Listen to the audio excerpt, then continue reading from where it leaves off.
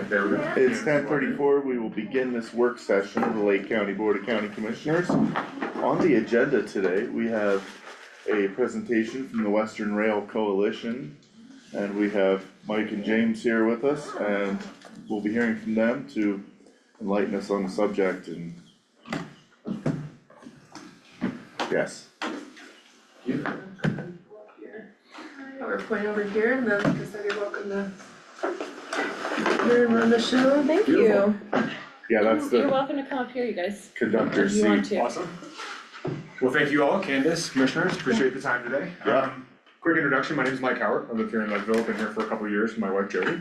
Originally from New Mexico, but I've lived in Colorado on and off for about a decade. And we're here representing Western Rail Coalition.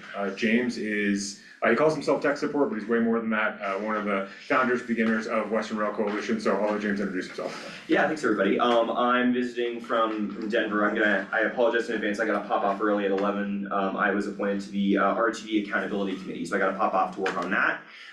But yeah, we've been basically looking at the state holistically, looking at rail assets, about what rail is out there, right? And we have been looking at where the state has made great progress initiating the Mountain Rail project up to Craig, Steamboat Springs, expanding passenger rail service beyond the Winter Park and Granby corridor where it's starting right now. But also, there are huge other transportation needs in other parts of the mountains in the western slope. The Arkansas River Valley is a place that we see that there are underutilized rail assets that could do a lot of good, we think, for the local residents here that has not really reached the state's radar yet. So Mike, I think, is gonna kind of tell the story of what it is that we see in the potential here. Awesome. So let's kick it off. Who is Western Rail? So we're just a coalition of advocates, essentially. Made up of folks like me who are just passionate about their local communities and bringing rail to a place like Lake County. We have public officials in Eagle County and across the Intermountain region, as well as rail advocates, folks like James and others that are part of the group that know more about rail in general than I could ever learn in my entire life. So it's a really cool group. Everybody's just passionate about bringing equitable transportation to mountain regions. We think rail is going to be a part of Colorado's long-term transportation plans. That's also reflected in what the state is saying through their efforts on the Front Range, connecting Fort Collins down to Pueblo, as well as the Mountain Rail project that's in flight right now that will ultimately connect Union Station up through Craig, passing Steamboat and the Hayden Airport. So it's a long-term state plan, and we think there's an opportunity to make sure that some of the more mountainous communities are involved as well. Okay, so at a state level, we think rail is a huge, important project and an initiative for the long term, but why would it make sense here locally? I don't have to tell any of you this, we have a lot of people that commute out of the county, right? 70%, my wife commutes over the hill. Folks are in their cars on a daily basis going up 24 and 91 to get out of the county. If there was another reliable way to have those people get from point A to point B, I think that would be a positive change. We know there's a ton of cost of living pressure, right? People are paying a lot more for homes because of the communities that we're surrounded by. We're feeling that pressure here in Lake County as well.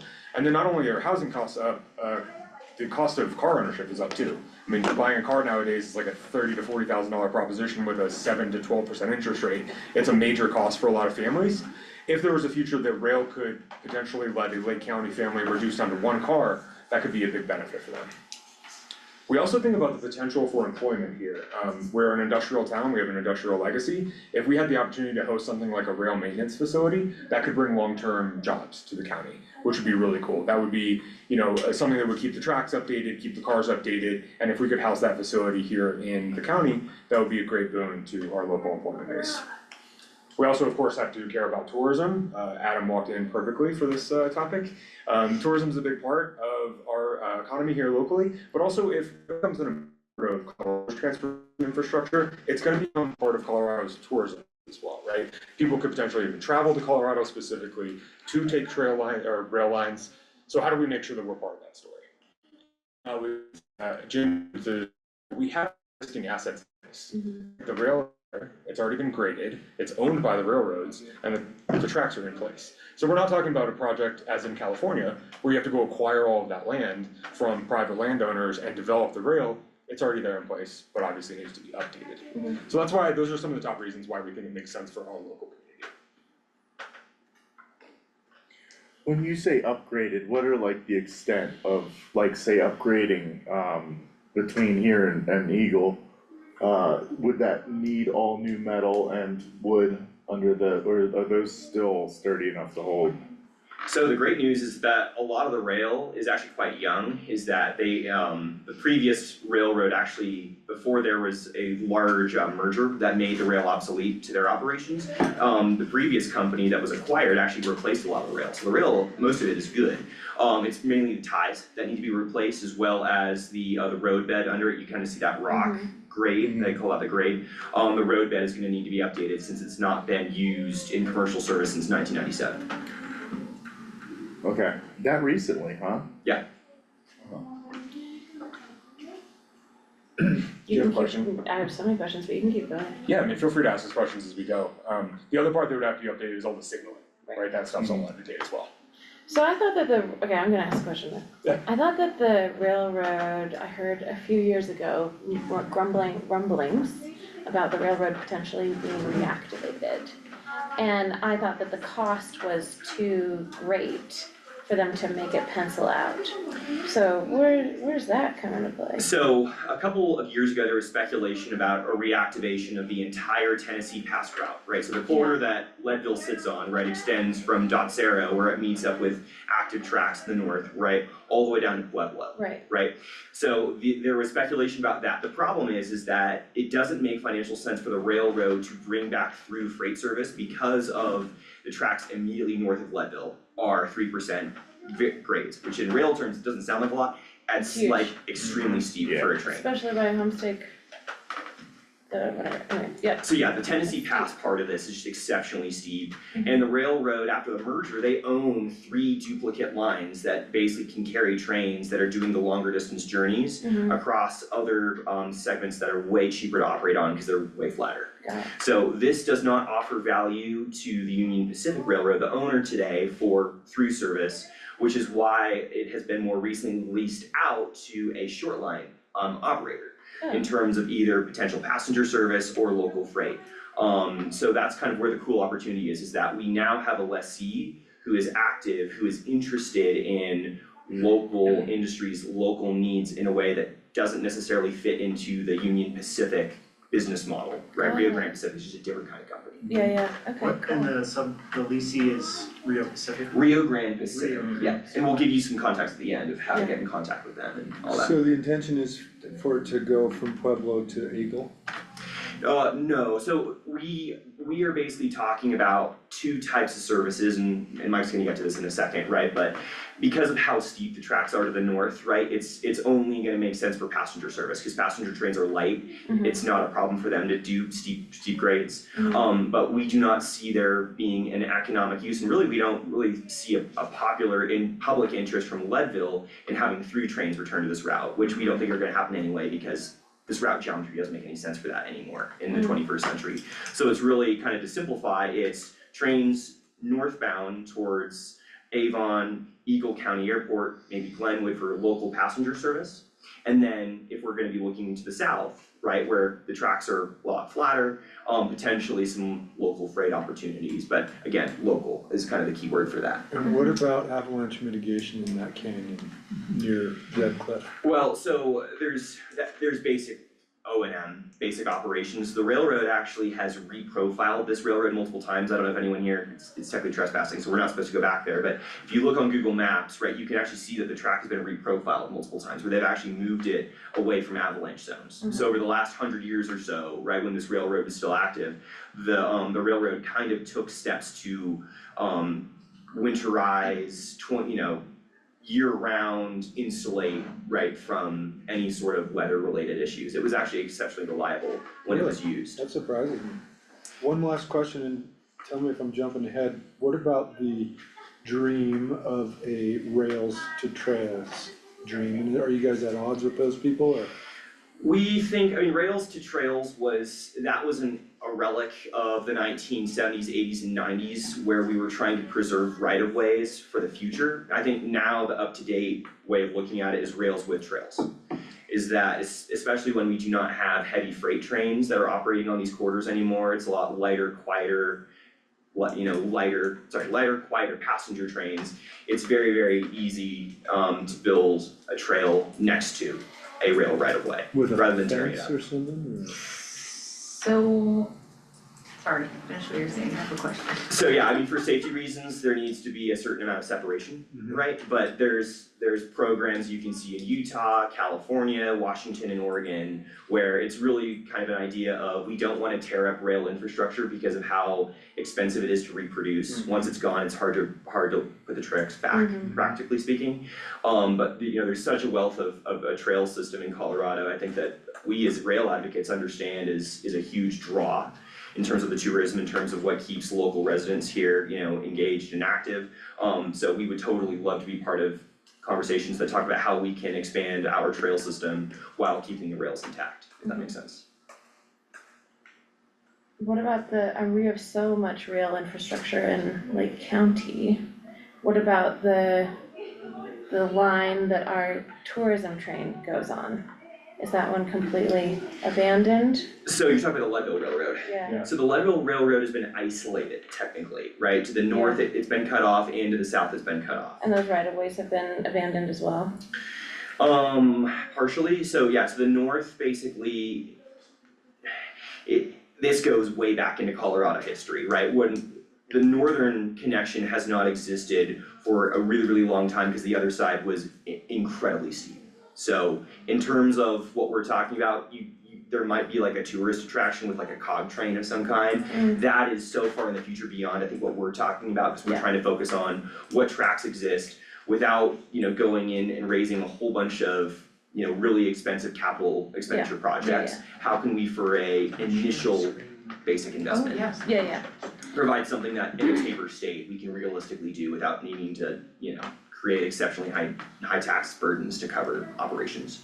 We just have so many people moving across that mountain pass, I was just curious. Well, that's what's cool about this, is that it's not exactly the same pass, right, but it does go to the I-70 corridor. Yeah. Right? Yeah. And so in terms of kind of the connection between Leadville, right, and a lot of job centers, right, there is right now a station location, right, the tracks already exist, about, you know, 150 to 200 meters from the gondola at Beaver Creek Resort. So if we're talking about, you know, connecting Leadville with job opportunities for lifties in Avon, for restaurants, for all sorts of job centers, even potentially airport jobs right now, like it's a straight shot through this valley that is so naturally conducive to rail, just given the geographic constraints of where development can even happen. Cool. The green line is functioning currently? The green line is gonna come online, which green line, the lime green one or the one? The Craig to Denver one. So right now Amtrak runs a service up to Winter Park, and that's started in the last couple of years, and it's seen significant increases in ridership based on frequency of the trains and lowering of the cost. So that's made it a really attractive option for people in the Denver metro area. Ski train, exactly. I volunteer on it, it's great. Oh, you really? Well, I just think in terms of the public perception of giving people a taste, it has been sublimely cool because it is such a positive experience. Everyone who goes on it, getting to skip I-70 traffic, get to enjoy it, you know, a drink on the way up, maybe a drink on the way down too. Sounds lovely. You know, like it is, if you guys haven't had the opportunity to try it, I know it's obviously a way out of your way and it's a whole trip in itself. Let's drive down to Denver. Turns out Go Winter Park. skiing in Winter Or we Park. just go to Winter Park and then, you know, go ski for the day and then go down to Denver catch for. an opera. I think a that's fun what you're ride. doing. There you go. Yeah. Yeah, if you're curious, just like go see a show or something like that and combine it, cause people love it. Yeah. That is a valid point of like, you know, there's so many things I would perhaps do in Denver or on the Front Range anywhere if I didn't have to deal with I-70. Yeah. So give more access for people in the mountains to have, you know, an easier way to get to that mess down there. Questions I have are, what if, this does end up happening? It's been a hard no in Buena Vista, Nather, Pennsylvania about 3 times now, and it costs about $1 million a mile to fix the rails going through Browns Canyon, which is part of the, part of the pushback that it's always had. If we're on board, is there still an opportunity for this if it just has to be a loop around in Leadville? Is it worth the investment into connecting Jism Eagle, Avon down to us? Because I know how this conversation has gone below us in the past and could see it still being a really hard conversation. Because of the money? The money, and it goes right through the middle of town and people just don't. And they're multi-million-dollar homes now, don't really wanna be disturbed by that in the smack dab middle of Main Street. And that ends up being a pushback over and over and over. Mm-hmm. You talking about Salida or BV? Both. UV UV is right in the It middle. goes Yeah, Yeah, right through, right behind Right, Legree's. yeah. you know And that, that's the pushback, but I would love to see us have the opportunity to have that, but I just wonder, does it then become a no-go if we can't convince people south of us that they would like to be a part of it? So I think there's two key parts to this, right? The first is we're starting with the north in terms of the first concept for passenger service because of the higher ridership potential, right? Is that the higher density of the Eagle River Valley, Yeah.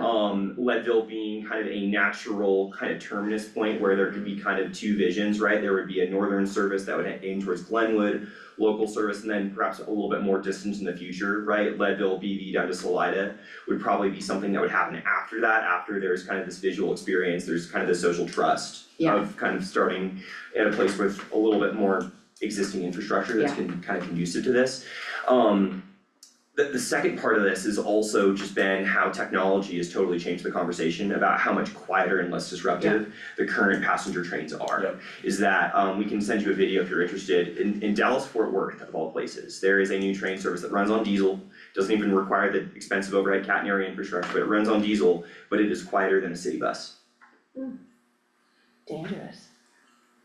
Well, I mean, so what the other part that technically from a, yes, dangerous because if there's a grade crossing and people can't hear it coming, Yeah. right, hypothetically, right, that is a risk. What's cool about this route is at least between Leadville all the way up to the airport, there's really only two major grade crossings. Cool. Both of which, right, have infrastructure that could be put in to, you know, really make sure that people are protected, but the brilliance of what has been kind of teed up here in terms of the infrastructure that's just sitting there is that the conflicts with pedestrians, with hikers, with cars are exceptionally small compared to almost anywhere else in the country that is flat. That's the benefit of us, again, we have the valley infrastructure, it's kind of forced the path of least resistance in the valley. But your point is well taken, I mean, infrastructure costs money, right? So I think kind of the first ask, and Mike will get back to this in a second, is that the first step is just a feasibility study, right? The service development plans and stuff like that the state are engaged in, those are the $1 million or $2 million studies and stuff, that is still way in the future. The first step is just a very, very basic feasibility study, that is usually led by the counties. This is what kind of started the project on the mountain rail side before the state got involved. There was kind of this coming together of kind of Steamboat, Craig, of people kind of saying, well, what would a concept like this look like? And once there was kind of buy-in, right, that is what triggered both the state's involvement and the railroad's involvement. So that's kind of like, what we're not asking you guys today, oh yeah, by the way, float a bond, for $300 million, that is not where we're at yet, it's kind of to your point as well, it's building the buy-in, right? Yeah. Getting the information to be able to go to constituents and say, hey, this might bring value, this is how much it might cost, but this is what it could do for you, kind of thing, if that makes sense. and that phased approach has been proven out through the Mountain Rail project. Initially, you had ski train that only went up to Winter Park, and now they're expanding access to Granby. So at the end of next year, they'll have round service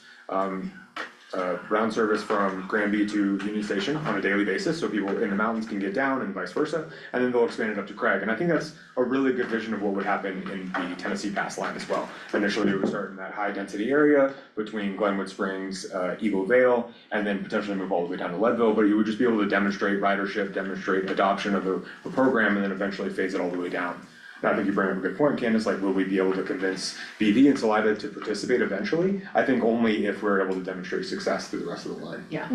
I feel like the success would really get a boost from being able to tie these lines together somehow. The missing key for this, for me, is the Summit County aspect. Yeah. And that's Yeah. really what the Front Range wants, is, Leadville, Vale's a pretty big carrot to, dangle in front of those folks in the state who are very, very budget conscious right now.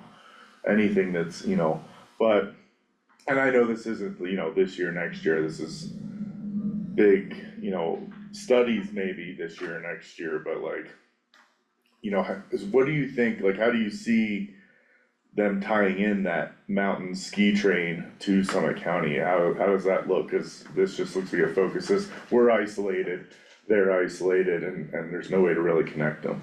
Well, there's no infrastructure anymore is what I'm hearing. Well, I mean, in terms of going from Denver to Glenwood Springs, right, is by train, longer than taking the bus, the Mustang. It's a very circuitous route, it is a beautiful route, Yeah. but that is mainly kind of being seen for kind of tourists or people who've got lots of time. What's interesting about specifically the segment between Leadville and Avon, right, is that it is time competitive with driving. Is that given the windy road, which can become very dangerous in the winter, I think we've all driven it when it's icy, right?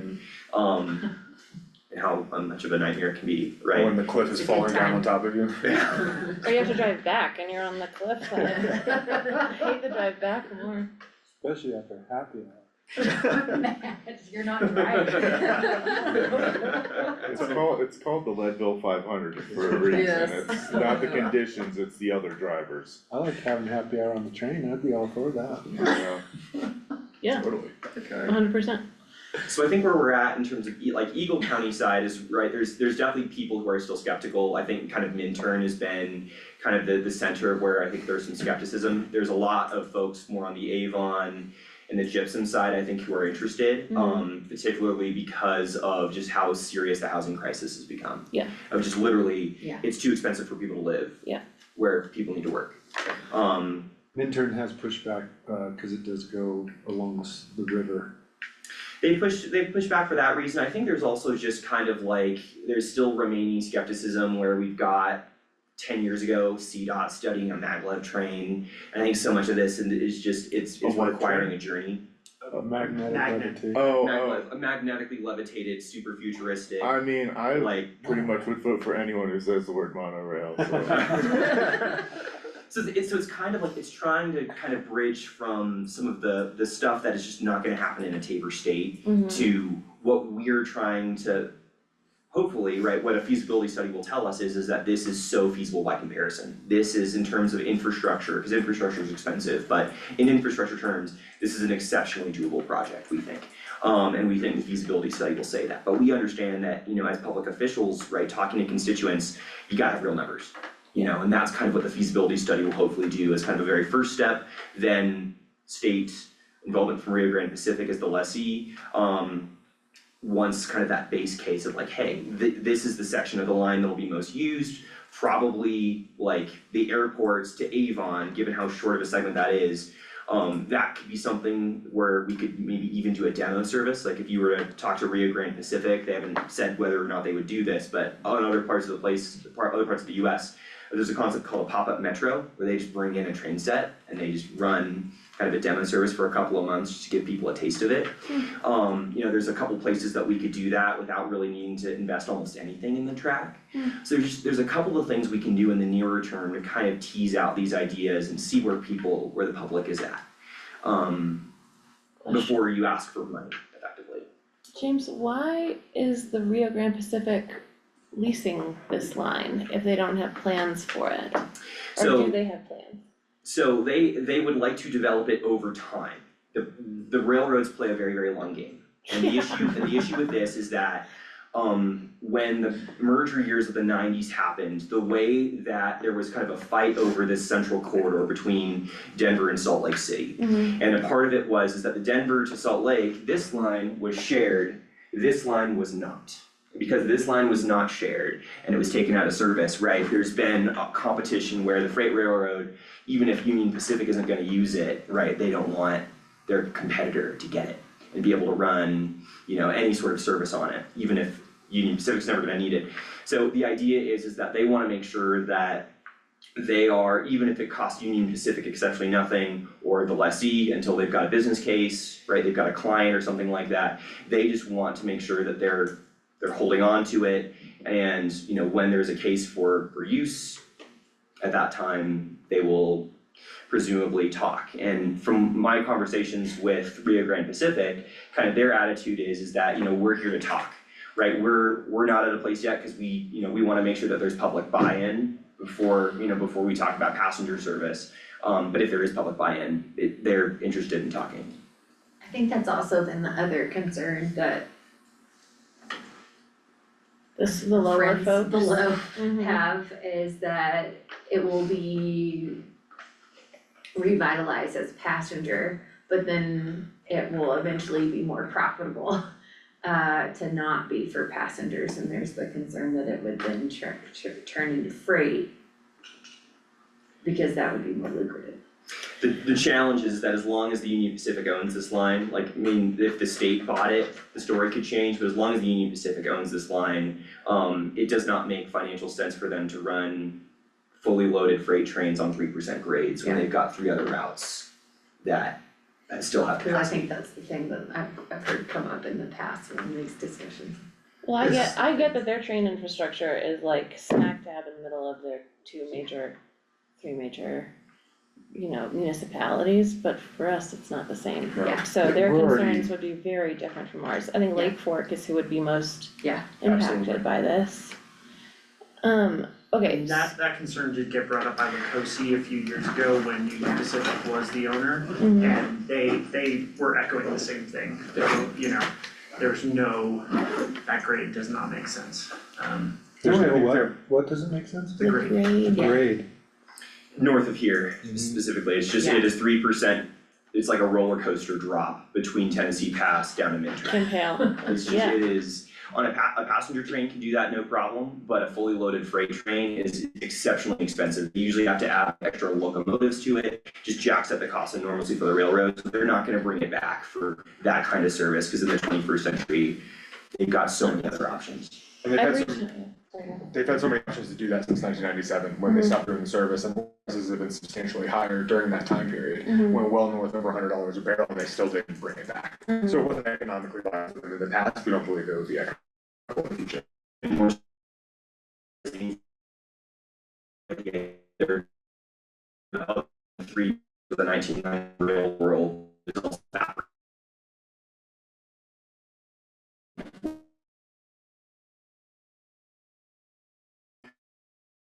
side of Tennessee Pass is cuckoo. Like even in a car, Mhm. when I'm coasting down that, it's like, how is a train? It's just on the left, yeah, across. You gotta go. So I got, if you can share my contact information with anybody, Absolutely. so thank you all for your time. Thank Yeah, you, so Jamie. nice to meet you. Likewise. Meter train, half what is it, roller coaster? Yeah, Charge extra, that's tourism for all, you know, charge it's extra. recreation.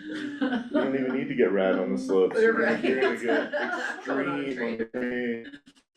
We have a couple of slides of addressing common trends, talk about quickly, so why not just more buses? One interesting thing, and I don't know if you guys feel this deep within your heart, but I think there's a bias towards buses as Yes. opposed to trains. There- There's actually a study that was done in Germany and Switzerland, about 10 years, trying to determine if that was true, and people showed like a 70% preference for trains. And I think you see the same thing in Denver, people would rather ride the light rail than they would get on a bus. So that's one reason, but honestly, buses can just be complementary. If you have a rail service that operates and connects the major population centers, then buses can just serve as more complementary last mile solutions. I also think in the future that we're talking about here, there's a strong possibility that we have better self-driving car technology over the next 10 years in the mountains that could also serve as that last mile service. You ride a train from the Eagle Airport to Leadville or vice versa, and you could potentially get to your destination via, you know, a Tesla or a Waymo that picks you up. I think that's a very real possibility as well. So we don't see this as necessarily competing, it's just a way to have train service that's extremely reliable, it doesn't get nearly as impacted by traffic on the road, and then is complemented by bus service or any other transportation at the destination. Nice. Also, cost is a common objection, right? But if you look at how much CDOT spends on road infrastructure, I think the Floyd Hill project was initially forecasted at about $700 million in 2020. You know, as these projects do, that's gonna be more expensive, it'll probably be closer to $1 billion when it's all said and done.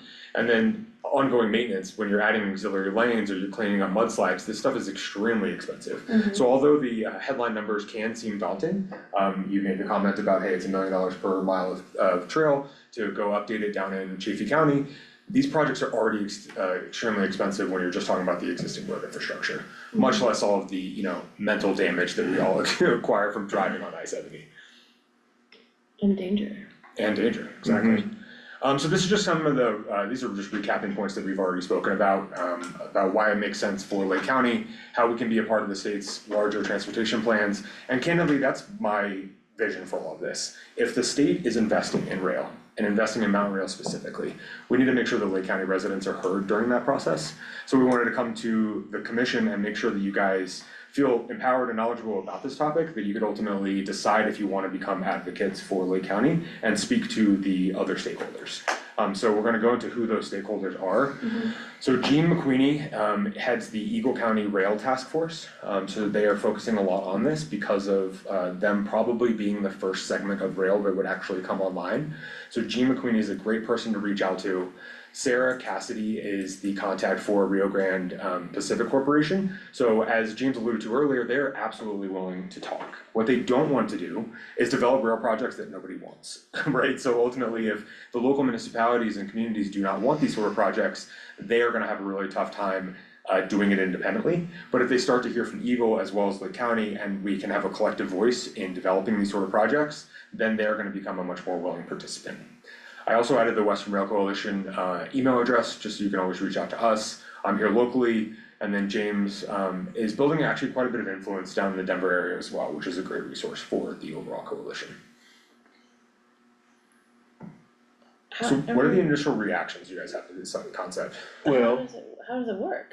Like, how do you, How do you actually make it happen? yeah, like, if it's their infrastructure, what does the county have to do with it? Yes, there, if it's their So- infrastructure, what on earth is our job? It's a fantastic question, so I'm gonna answer that. Thank you. I'm gonna answer that in two ways. Okay. The first thing that has to happen is what James was referring to earlier, it's a feasibility study. It's a lightweight project that goes and says, is this possible? What considerations have to be made to actually bring a rail that would go from Glenwood Springs to Leadville to life? That can be funded in any way, right? We can win the lottery, pay for it that way, or we can get the money from collective agencies, advocacy groups, the counties specifically, right? So Eagle County, Lake County, Chaffey County, if they could be convinced to actually fund that study. What the cost of that study is gonna be, I would say low hundreds of thousands of dollars in total to put something like that together. split between how many partners do you think?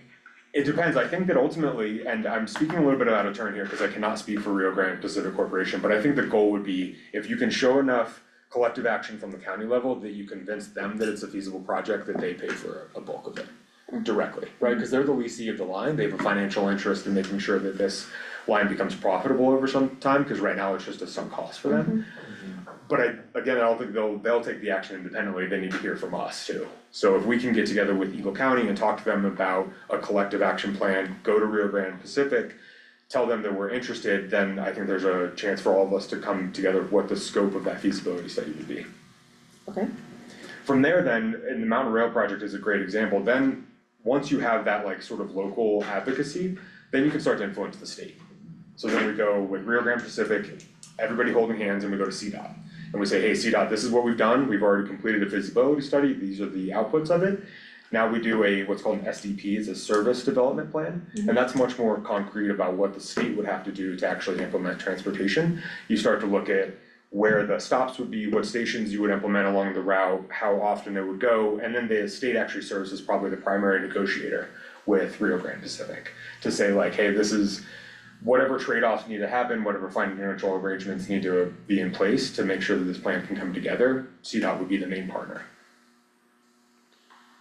So low hundreds of thousands, what do you anticipate asking this county for?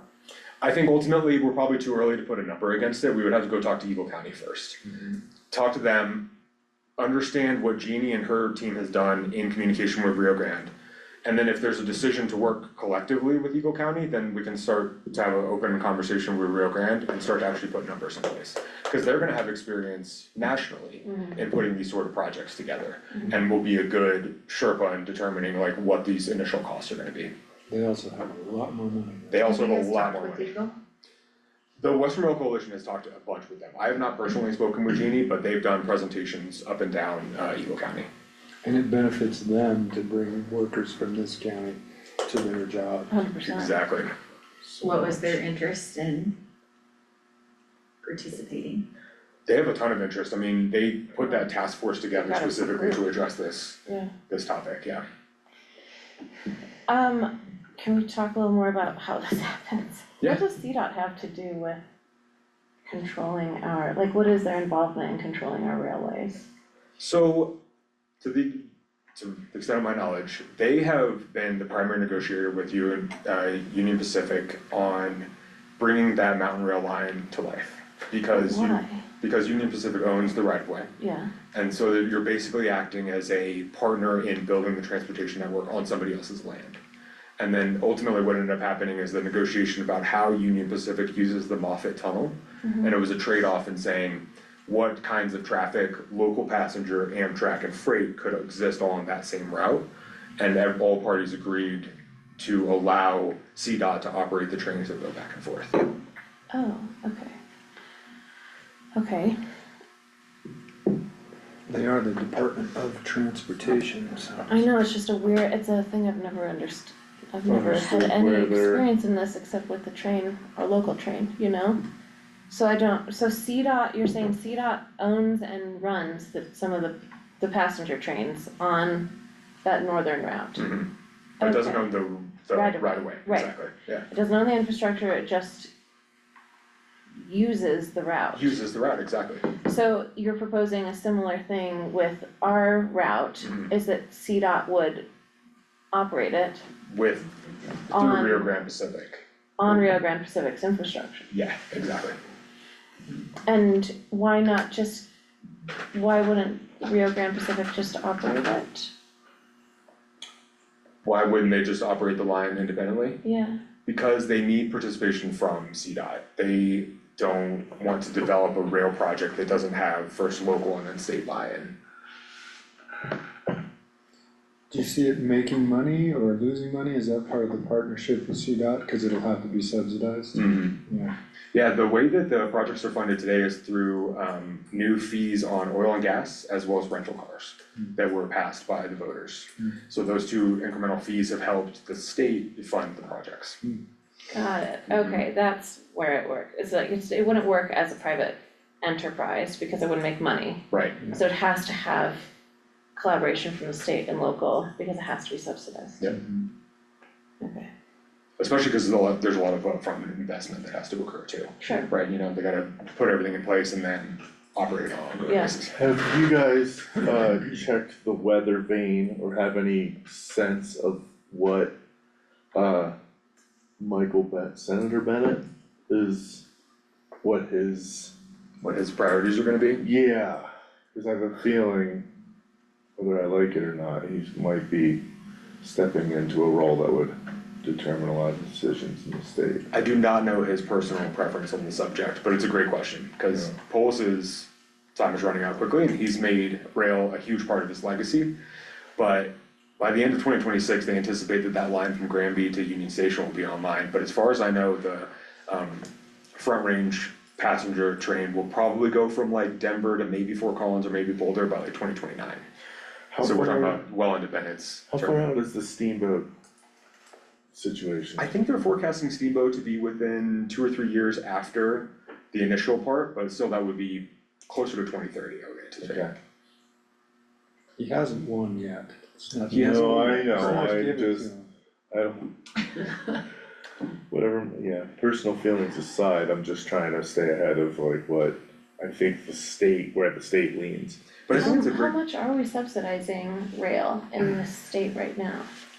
that is a good question, I don't know, but I can Only- follow up with you. Only because the state is at a massive deficit, like to anticipate whether they would keep, whether the legislature would keep funding this is a big question. Totally, the way I understand that dynamic is that because it was approved, it was voted on, Yeah. that part of the funding hasn't been touched. It's locked in. Yeah, it's locked in. Yeah, that's a pretty tricky crystal ball too, cause it's sort of like when you get into these really tough economic situations, I think the projects and the people that keep pushing through those are the ones that are first in line when, you know, everything's cyclical, so it's sort of like when you know, the forecast is a little rosier, those people who are still there at the table trying to show up through the hard times are, I feel like you can use that to your advantage, I think.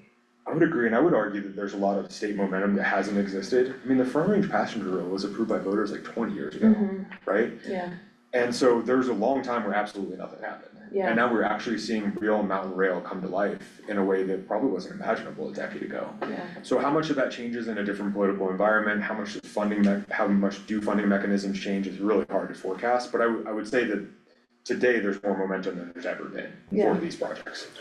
Is this, your Western Rail Commission, is this a nonprofit? Yes. Is this your full-time job? No, I just candidly, when I first moved to Leadville, I saw the railroads in the ground and thought it would be a cool idea to bring rail back. And then when I started researching it, I came across the Western Rail Coalition, who is made up of a lot of extremely smart advocates who are well informed on the topic and are working actively on these plans. If I was just to speak like very candidly, I just don't want Leadville to be left out of the story. Because you could also see a reality where they build a train that goes from Glenwood Springs to Vale and comes down to Leadville, doesn't turn right and turn at all. And if that's the eventuality, I think we've lost. Yeah. So Rail, I love this idea, and I'm curious to see how it could be done. totally. It's a complicated thing. James just gave a 40-minute presentation in Longmont about having to consider the height of the train for accessibility. Compared to the manufacturer heights, like there's a ton of details to your point that have to be worked out that I by no means wanna brush over. The only goal today is to get you guys educated, see if you wanna reach out to Eagle County, reach out to Rio Grande, and start to have that collective conversation to start it. Yeah, I'm interested. What about you guys? Yeah, I think it's cool. It's lofty, but it's cool. I mean, I could envision myself driving down to Leadville Junction, go ski in the Vale Valley for the day and driving right home. That'd be awesome. That'd be awesome. And maybe in the next iteration of Cooper's master development plan, there could be some sort of connective tissue, because the train goes right by them. Right. It goes underground, but some way to get riders from a station up there. I don't know if it's a fancy gondola or some other. Like a shuttle bus, cause that's a lot of steps, It's a lot of steps, agreed. You would need something. Yeah, you'd be like, but- well, my legs are already I'm worked. done. You guys have studied this a lot, and you're rail aficionados. What do you make of all the derailments? And is there, as far as I know, not too many passenger trains, but for a while there was a derailment in fact, there is one every single day, isn't there? I wouldn't be Derailments? surprised. I think it's all freight that ends up being derailed. So the whole vision of Western Rail is to eliminate the freight conversation as much as possible. So a freight train would derail faster or differently than a passenger because it's heavier? Just because it's heavier, yeah. The technology is so much better today in the passenger rail cars. They're a lot lighter, they're more diesel efficient. Candace, can you admit, Score. Stuart, Clark, I thought I saw, what do we have in the chat there, is that from Mike? Oh, I think it was cause he Michael couldn't, Burns. yeah, Oh, okay, Yeah. cool, let thank me- you. Which we shared the screen. yeah. That is all the content we have, so anything else would just be questions from you all. I'll send you that slide that has the contact information, or you should have it in the We have packet, it. I yeah. have it. Yeah. Yeah, the interconnectedness of so many different subjects in this is part of what fascinates me of like how bad our roads are, how the cost of vehicle ownership paired with the connection of the bad roads, you know, like if Colorado's gonna continue this generational issue of letting our roads go to crap, that means like we all spend more on vehicle ownership than most places in the country. And, you know, the tourism aspect, the I-70 especially with I-70, I know that doesn't really come into play with this, I'm trying to rack my brain on like, what, man, I know there's people who've spent a lot more time and know a lot more about the subject than me, you know, who would look for ways to connect Summit to this, you know, us to this other ski train line. Or maybe it's like, if our southern partners got on board, we would be the Colorado Springs, Pueblo, and point south sort of ski train, you know, like, Yeah, I think unfortunately with the dynamic of the grade that exists going on 91 and climax, it just makes that route like impossible in the short term. I just don't, a train running between here and Summit County would be really Yeah. difficult to pull off. yeah, I didn't know if it'd be like It's what they Park, used to through do. Park County, over west, I don't know what historical routes or grades might still be out there, cause they're everywhere. I mean, I'm out in the hills all the time and you come across They're all over the train place, yeah. grades everywhere. It's kinda insane how much rail there used to be here. I mean, our state was built on rail, right? That's how all of this stuff developed. Telluride, Durango. It's how you move people and materials through the mountains. Leadville, yeah. And Leadville. I heard you guys had really great reception at the city. We did, it was a great presentation. Yeah. I know the mayor has been a minor skeptic, I would say, before, that she kind of preferred bus routes, but in general, it was received well. Cause I think it's the same reception that you all are probably having now, it's like, it's a massive idea, it's gonna be super complicated. Lake County will not be the thing that makes it happen or not, Right. right? Like, this is way beyond our purview. But in general, if it's a way that we could really benefit from both local workers who need to commute as well as to expand tourism, people generally are pretty receptive to that idea. Well, and we're a veteran community, so hopefully we can leverage that power that we have Totally, to get other people to help fund it. agreed. Yeah. Cool. There's old existing grades on Vale houses there. Sorry, I'm still stuck. So it used to be Leadville had 3 major arteries coming out of it. One went over, the one I'm talking about, when I'm Gillis talking, Climax and South Vale one- Mass never existed until, correct, the but one I that, didn't know just because the highway, sorry, but I didn't know because the highway didn't exist if there was never a rail over there before, it was coming out of Leadville. you know? So we were the hub, so you could come over Tennessee Pass, change here, and then go over Climax. Mm-hmm. And then it took you down into Summit, and then up and over to Alma. And that was the way out. So all the I-70 infrastructure there's no Very railroad recent. grade. There was rail from here to Frisco? That's where, like, freight and the current passenger tourism train, that was running until the 80s. Because or the 70s, because Breckenridge petitioned the state to not let that line go bankrupt, because they did not have a way to get all of their logging out of their community. They didn't have a way for them to get all of their production out of their community except via our line. Is that the bike path now between Copper It's and the Frisco? bike I'll be darned, I did not know that. I thought they went from here to Pueblo, and that's how you got out the Front Range on the Midland Trail. You did that out the south, yeah. Cause down between Salida and Canyon City along Highway 50, there's still a lot of existing rail Yeah, there. And that would be a connection, a way to tie us into the Front Range, I think, if our partners to the south ever got on board. Yeah. So moving forward here, what do you suggest? One of us contact Eagle County? Yep. And say that, why are you making that face? I'm listening. speak your mind. And be a part of the conversation, Yeah, whether. I would get Jeannie's perspective, she's gonna be informed in her conversations with Rio Grande Pacific, Mhm. and she'll be a good guide on how exactly you can get involved. Well, we don't wanna ignore it, whether we're for it or against it, or, you know, money we don't have a whole lot of, but we got a lot of brain power, Absolutely. so. We are rich in synapses, but poor in cash. And What's Elsa up, said Candace? earlier, we don't have any like Oh, major hurdles, right? The train doesn't interfere with town. If you ultimately needed to connect it, maybe you could, but ultimately it's outside of town, it doesn't take up any recreation area, it's already in the ground. There's a lot of like natural benefits that we have as a county. yeah, Leadville Junction's area parking area, Mhm. isn't that where it comes through? Yeah, it's right Mhm. there. Yeah, the spur kind of goes through the neighborhood and then ultimately dead ends at the Mineral Belt Trail, right there just north of the car wash. mhm. But yeah, the main line just goes right outside of town. Next to Lake Fork, like you said earlier. instead of a rock, we could get a railroad tie for us. Yeah. Ooh, I like it. That's what I'm hoping for. A golden, In with a 80 golden spike. years, they'll give us a railroad, a golden With a spike. golden spike.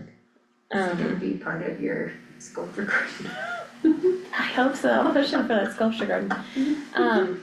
Mike, thanks so much. It seems like there's at least enough interest here that we will try to start representing Lake County in these conversations. Awesome. Let me know how I can support in any way. Absolutely. As there's any material updates at the state level or through the work that the Western Rail Coalition is doing, I'll make sure to keep you updated. Cool. Not sure we need another meeting for that necessarily unless there's something substantial, but I can always just communicate with you. Cool. Thank you so much for your Thank time. Thanks, Mike. Mike. And please thanks James. Yeah, absolutely. I think Yeah. he's sitting in Andy's office as we speak, Oh, so cool. I'll go grab He's hanging out with my dog. I wanna You got your dog? you out there. Wanna go Is that meet cool? him? Yeah, I'll see your dog. You've never met Ryan? And just so you all So are big and aware, Fluffy and sweet. He Oh, yeah, is what's big, that? fluffy and sweet. I Not just, bad. yeah, I've met Bro. with them a few times now. And this was sort of my approach to them, was that they needed to do this. Mm-hmm. And when and if, you know, this becomes a priority or a consideration, it's obviously something that I'm more than willing to, for all those reasons that have been discussed, I'm more than willing to pursue, look at grant funding, understand where we could pull funding from for something like a feasibility study at some point, and what our contribution could look like, so. Yeah, Minimal, Yeah, minimal. minimal. Yeah, of contribution. course, and that's it. Eagle needs our people, Yeah, I and that, think that, and that's where like they're leading this, I'm doing work, but at the end of the day, if it ever comes down to it, I'm more than happy to. Should we let Adam follow up with the folks in Eagle then? I have a standing meeting with Jeff every Oh, month, so I'll talk with okay. him, and I had Stuart join here as part of the transit Hi, Stuart. discussion. what's up, Stuart? What's your thoughts on this? with Candace wasn't done, were you done talking? Oh, I'm good. sorry. Okay. Oh. There you go. A little late to the party. You guys hear me okay? Kind Yeah, of. we can hear you. Um, no. Let me see if let me just check my speaker here.